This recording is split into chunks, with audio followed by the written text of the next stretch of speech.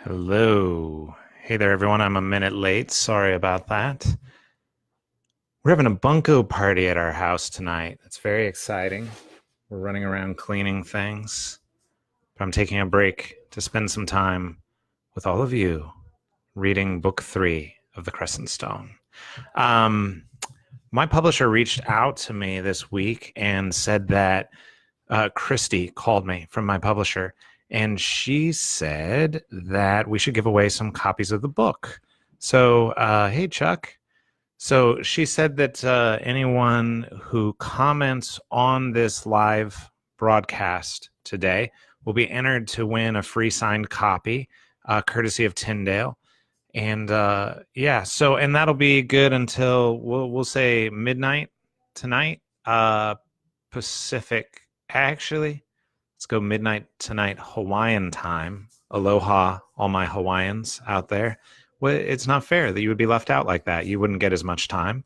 So, so if you want to be entered, all you have to do is sometime before midnight Hawaiian time today, just leave a comment on this so Christy can see everyone who's commented, and she'll work her magic to pick who gets the free copy. So, of course, the Crescent Stone comes out August 7th. There it is. And you can buy it. I was talking to Christy today. She was asking me where I went to, like, bookstores as a kid. I always went to Barnes & Noble. I don't know if you all went to Barnes & Noble, but in my town, right down near Sun Valley Mall in California, there was a Barnes & Noble that we would go to, and I loved going there to get books. So Barnes & Noble, of course, should have this book. You can get it online, and when it comes out August 7th, you should be able to pick it up in the bookstore as well. You also can buy it at Tyndale.com. Tyndale's running a sale for $5 a copy if you get the paperback. And I talked to some people. They said actually if you spend $25, you also get free shipping. So some people have bought a couple other books, or two people have told me that they bought 5 copies of the Crescent Stone so they could give copies away to their friends. I see Chuck is writing commenting so he can be entered. And that is sufficient, Chuck. Any sort of comment is plenty. So I think we should go ahead and get started, and we'll read chapter 3 here. The story so far, Madeline Oliver is a 17-year-old who has a terminal illness for breathing. She's losing her breath. And in the first chapter, she goes out into the garden behind her house, having a hard time walking because she's not breathing well, and is met by a strange woman who she doesn't know her name. She just calls her the garden lady, who offers her 3 pieces of advice, or 3 favors and 1 piece of advice in exchange for some small bits of garbage she found in the garden. And it ends with Madeline passing out. And then in chapter 2, we see her interacting with her mom. Madeline is still going to school, although her parents are trying to keep her from doing that. But her mom has set up a ride with her ex-boyfriend, Darius, who her parents never really particularly liked, but I don't know why. He's very likable, and Madeline doesn't know why. So it's awkward. She broke up with him because of her illness, and he, of course, is still in love with her. And she's, as near as we can tell, still in love with him as well. But he takes her to school, and he gives her a gift. It's it's the first edition of a book she loves called The Griffin Under the Stairs by a woman named Mary Patricia Wall, which I don't know if you've heard that book. It's from the UK.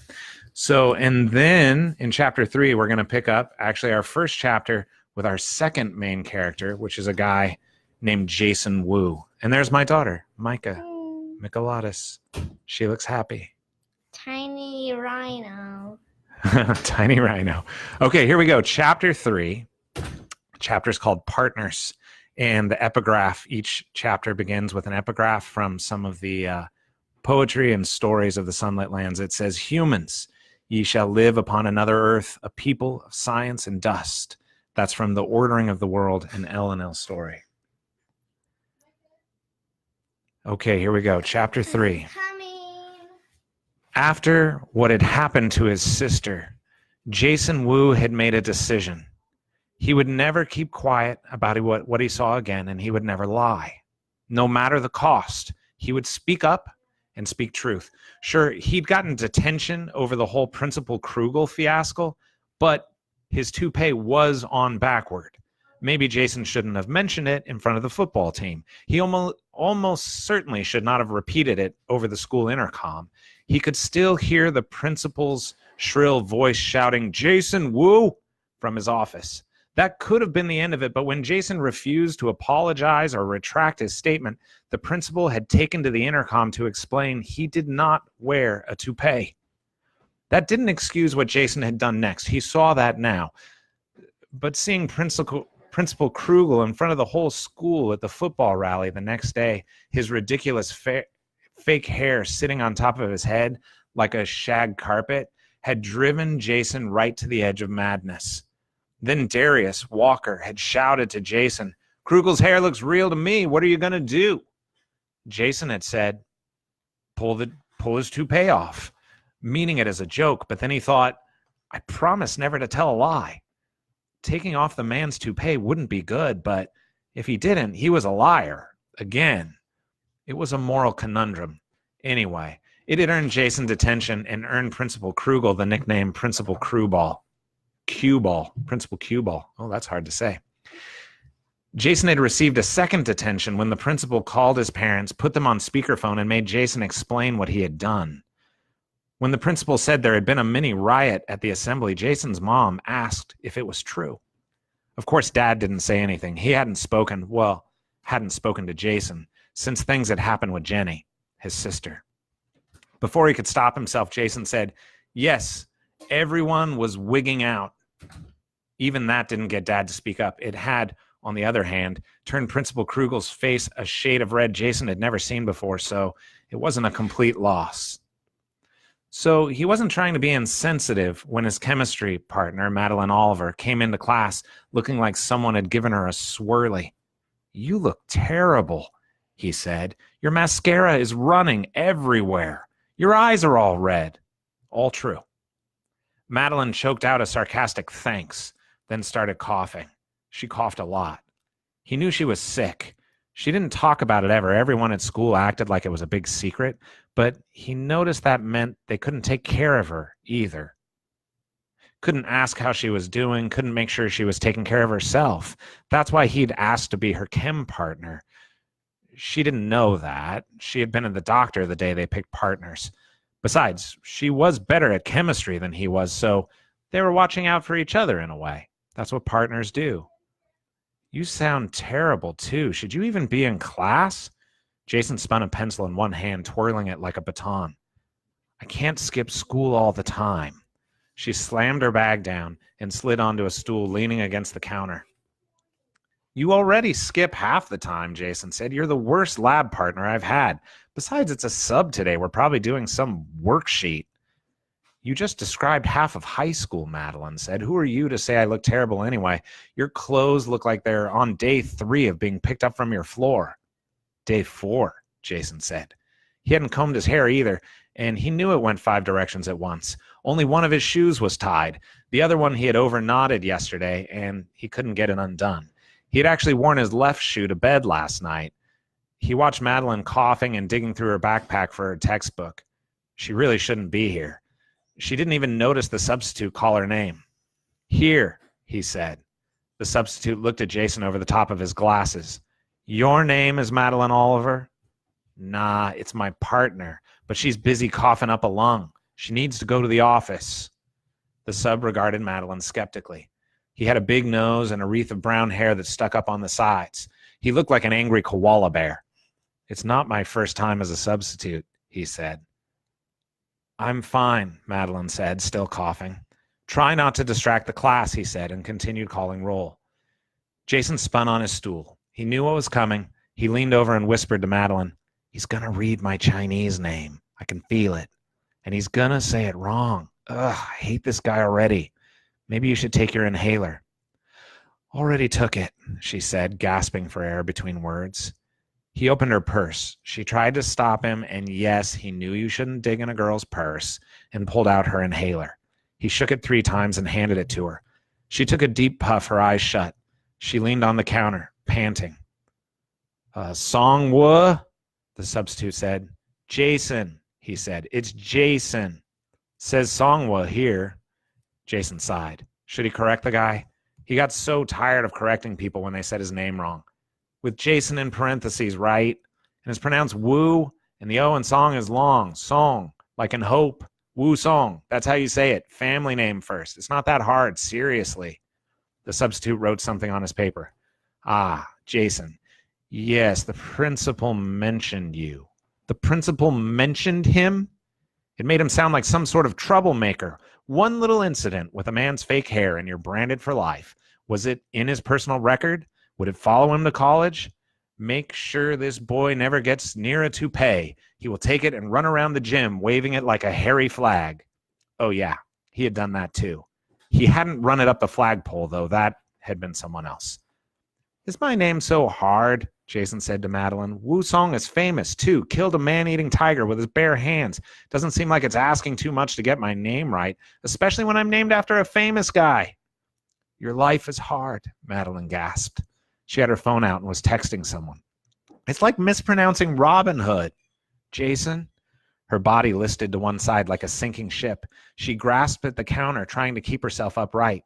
Jason grabbed her sleeve, pulling her toward him, pulling her upright, and then she was slipping, falling, her arm out of her jacket, and she half rolled, half fell onto the floor, her head knocking against the polished cement. Jason jumped off his stool, knocking it over with a clang. He threw Madeline's stool out of the way and knelt over her. He asked if she was okay, but she didn't answer. Mr. Substitute, Jason shouted, call an ambulance. You two stop messing around. She's actually sick, Jason shouted, and other kids in the class chimed in, telling the sub it was true, that she had some lung sickness or something. I'll call the office, he said, but he was standing there, staring. Madeline's eyes rolled back into her head and her skin went pale. Jason put his hand on her face, cold and clammy. She wasn't breathing. A knot of panic sat in his chest, small and cold as her skin. For a second, he was looking at his sister Jenny's face, still and pale, but he shoved the image out of his mind hard. He needed to think about right now. He tilted Madeline's head back and got ready to do chest compressions. One of the other kids said, dude, you're not going to... Shut up, Jason said, and started chest compressions. He pinched her nose shut, sealed his mouth over hers, and breathed 2 quick breaths into her mouth. Her chest rose, she coughed, and she started to breathe again. Her color's coming back, one of the kids said. The substitute stood there at the end of the row, the stack of worksheets in his hand. His mouth was open, and his glasses had slid down his nose. He cleared his throat. Calm down, class. Jason interrupted him. Mr. Koala Bear, snap out of it. Call the office right now. Wait, his name is actually Koala Bear? No, his name is not actually Mr. Koala Bear. Micah's making comments from the corner over there.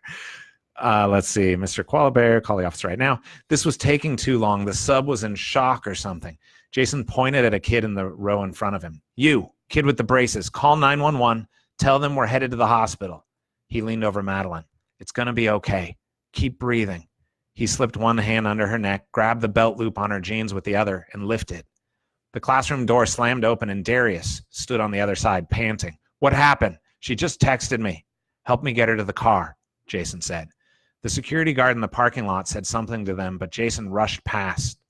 Darius shouted an explanation, and he helped sling Madeline into Jason's sport car and put her seatbelt on. Where are you taking her? She can't breathe, Darius. Where do you think? The hospital. Get in the car or step back. Why were people such idiots during times of pressure? The car settled under Darius's weight as he got in the back. Drive, he said. Jason peeled out of the parking lot and screeched onto the road. Red light, Darius yelled. Jason punched it through the intersection. An accident won't get us there faster, Darius said. This isn't driver's ed, Jason said. I know what I'm doing. He glanced at Madeline. She was coughing up blood now. There was no way he was going to stay quiet. No way he was going to wait for an ambulance. No way. Hang in there, partner. She coughed until she fainted. Jason laid on the horn and sped toward the hospital. The end of chapter 3. Okay, so tomorrow we'll look at chapter 4. That's the last one I'll be reading aloud to you all. There's Micah. Hi, Micah. You want to say hi to everyone? Hi. There we My go. voice sounds different on screen. Yes, it sounds different when it's recorded, right? Yes.